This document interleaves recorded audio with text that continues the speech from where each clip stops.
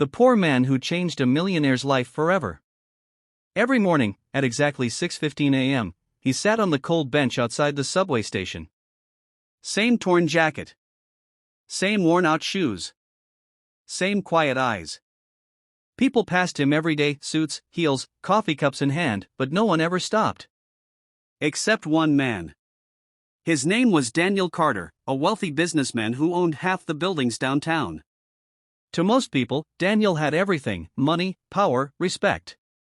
But what no one knew was that Daniel was slowly falling apart inside.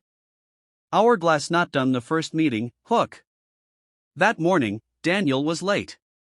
His phone buzzed nonstop, investors calling, assistants panicking.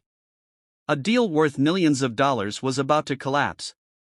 As he rushed toward the subway, his wallet slipped from his coat pocket. It fell right at the feet of the poor man on the bench. The man picked it up, stood up slowly, and called out, "Sir, you dropped this." Daniel turned back, annoyed at first, until he saw the wallet. Inside were cash, credit cards, and something else. A photo. A photo of Daniel with his wife, taken before she passed away. Daniel froze. He took the wallet, nodded briefly, and said, "Thanks." Then he walked away. He didn't offer money. Didn't even say goodbye. The poor man simply sat back down. Mantelpiece clock: a small habit begins. The next day, and the day after, Daniel saw him again. Same bench. Same silence. On the fourth day, Daniel did something unusual. He handed the man a cup of coffee. "Morning," Daniel said. The man smiled softly. "Good morning, sir." That was it. No begging. No long story. Just two strangers sharing a moment. The man with nothing. A week later, Daniel finally asked, "Why are you always here?" The man replied calmly, "I wait for my daughter." Daniel was surprised. "You have a daughter?" "Yes," the man said.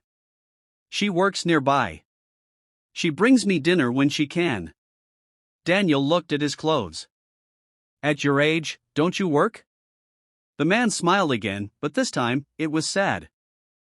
"I used to," he said. "I was a construction worker. One accident, and everything changed." He lifted his sleeve slightly. "A scar. I lost my job. My savings. My home. But I didn't lose my honesty." Daniel felt something tighten in his chest. Broken heart: the millionaire's secret. A few days later, Daniel sat beside him. For the first time in years, Daniel spoke honestly. "My wife died 2 years ago," Daniel said quietly. "Since then, money is the only thing people see in me. No one asks how I'm doing." The poor man listened carefully. Then he said something Daniel would never forget. "Money makes life comfortable. But it doesn't make life meaningful."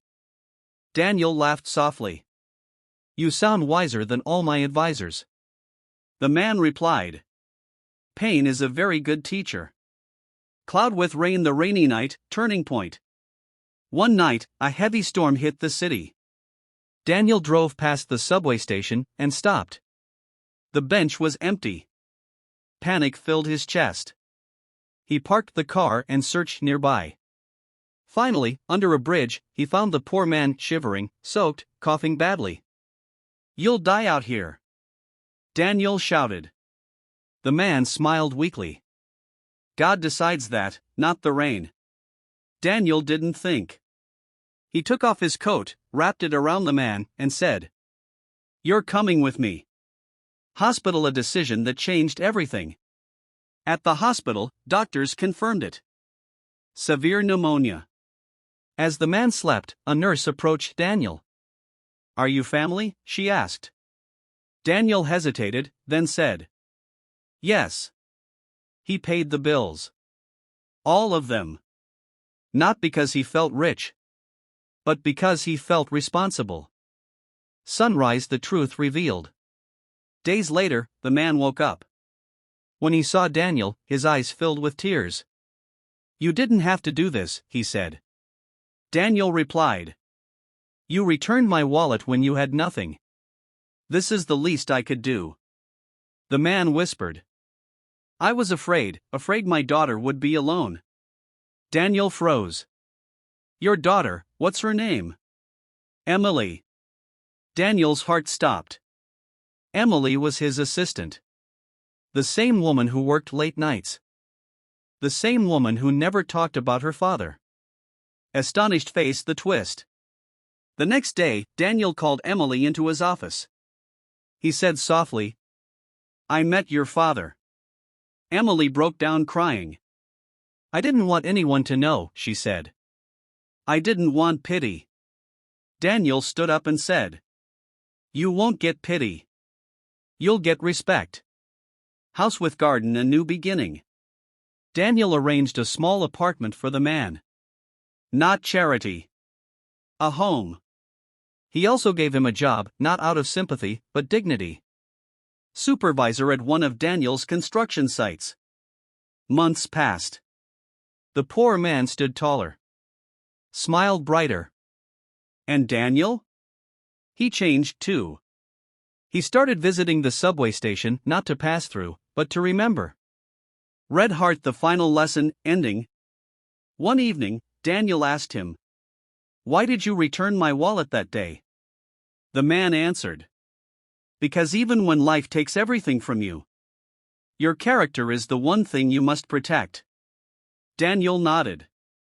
That night, he looked at the city lights and realized the poorest man he had ever met made him the richest in life. Sometimes, the person with nothing has the most to teach.